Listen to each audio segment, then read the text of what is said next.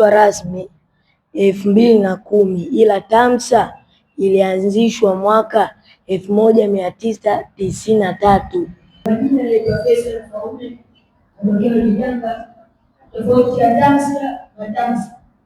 TAMSA ni Tanzania Muslim Students Association na TAMSA ni Tanzania Muslim Students Youth Association. Naitwa Nadia Abdallah Muhammad, mwanafunzi wa Mkwakwani Secondary School.